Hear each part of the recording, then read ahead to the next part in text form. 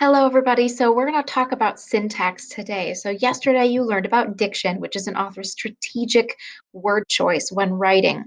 Today, we're going to talk about syntax. Both diction and syntax are ways that we can use voice to capture and maintain our audience's attention when we're reading and when we're writing, and authors do this all the time. So first, let's talk about syntax. Syntax is all about the structure of a sentence. It's sentence structure. And there are four elements of syntax, or basically four ways that we can switch our syntax around, four ways we can change our syntax. So the first creative way that we can structure sentences differently is by using punctuation, commas, dashes, etc. Now, punctuation is used to dictate pace. And when I'm talking about pace, I mean speed. This means that punctuation is used to make the reader either read a scene faster or slower. For example, if I'm having a chase scene where someone's chasing someone who stole their money, I want that reader to read fast. Like think of watching a chase scene in a movie. So you would have to ask yourself, how can I use punctuation to make my reader read fast and quickly to make the action scene or the drama scene feel exciting? Here's an example. Olive's handwriting was perfectly formed, small, dense, controlled, like rows and rows of pearls. So you have to ask yourself these dashes here, do they make us read faster or slower? In this case, they make us read slower because they zoom in on an important detail. Olive's handwriting was perfectly formed, small, dense, controlled. So the commas there and the dashes there, they kind of force you to slow down and really think about what is happening in the sentence. So punctuation can dictate the pace, meaning it can make you read faster or slower. So again, syntax is sentence structure, and the first way that we can alter that structure to be more engaging is through punctuation.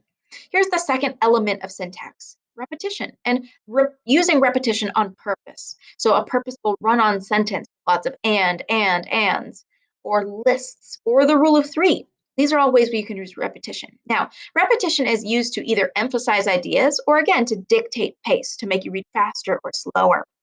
Let's look at this example of repetition. She was elusive. She was today. She was tomorrow. She was the faintest scent of a cactus flower. Okay, again, repetition can make you read faster or slower, and it emphasizes an idea. This example, again, forces you to read slowly. She was elusive, pause. She was today, pause. She was tomorrow, makes you pause. But also, it really makes you focus on the main idea, who she is. This author is really talking about this girl.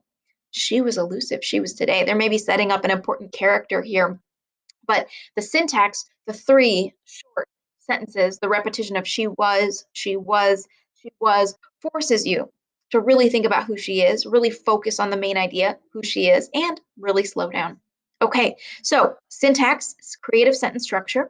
One way to do that is punctuation. Another way to do that is repetition, like we just saw. Here's our third element of syntax: sentence length, right? When we have long sentences compared to short sentences, maybe we even have purposeful sentence fragments or sentence pieces. That makes our piece more exciting. We don't want to have a ton of long sentences, and we don't want to have a ton of short, choppy sentences. We want to switch it up. Now, when we use creative sentence length, this could really parallel a character's emotions or their thought process. Here's an example.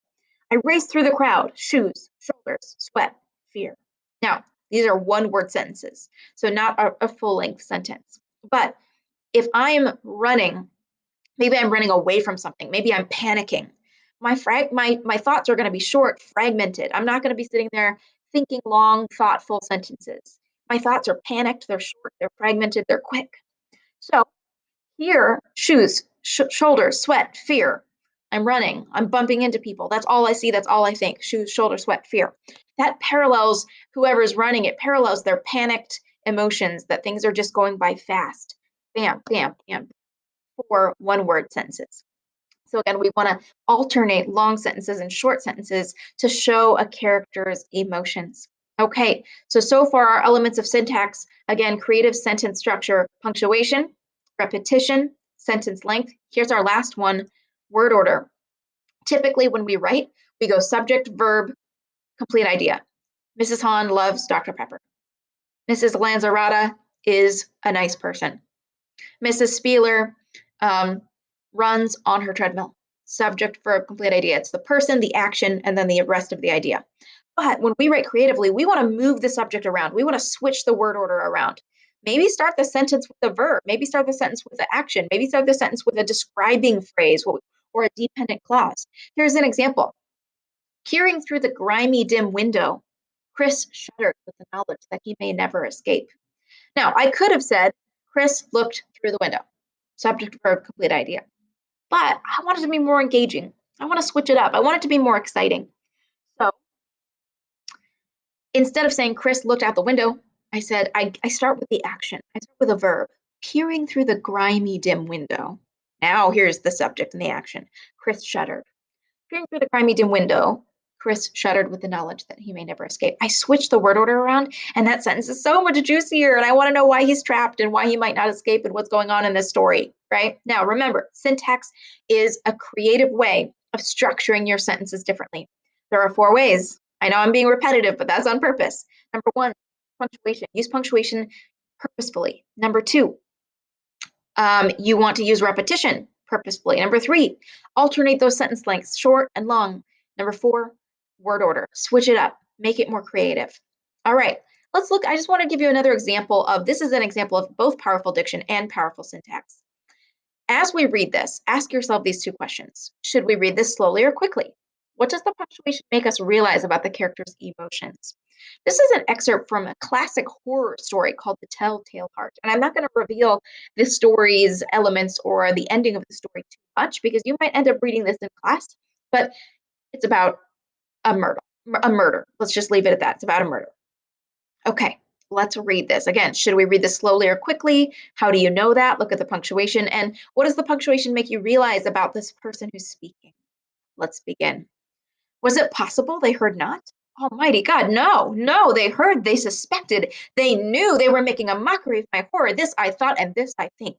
But anything was better than this agony. Anything was more terrible than this derision. I could bear those hypocritical smiles no longer. I felt that I must scream or die. And now, again, listen, louder, louder, louder, louder. Villains, I scream, do not hide your feelings anymore. I admit the deed. Okay, there's a whole bunch of punctuation going on here. We've got these dashes. Look at how many how many exclamation marks we have here. So many. So when you read this, first of all, the punctuation, the exclamation marks, you realize that this person is like panicked, like he's upset. And the use of the all caps louder at the end, the use of the exclamation marks, the use of the dashes makes you realize you're going fast. There is action happening here. And a lot of it is in his mind. So this person is freaking out, he's panicking. And you realize that because of the way the author used punctuation. The punctuation reveals that he is emotionally not stable right now. He's upset, he's panicking, he's screaming, and you're reading this very quickly as it's unfolding in his mind. So let's recap. Okay, syntax. Syntax is how we creatively structure a sentence to do these things: to dictate the pace of the scene, how fast or slow we read, to emphasize an important idea, to reveal the truths about a character, or just to engage the reader. Syntax is created in 4 ways: creative punctuation, using different sentence lengths, adding in purposeful repetition, and creatively switching around the word order of a sentence. So yesterday we learned about diction, that's strategic word choice. Today we learned about syntax, how we alter our sentence structure. When we put diction and syntax together, it creates powerful writing. You guys need to go to your Mystery Detective Notebook slide 6 and add at least one example of creative syntax, creative punctuation, creative sentence structure from your novel and explain how that enhanced the novel, what effect there was on you, the reader. All right, happy reading, happy writing, good luck.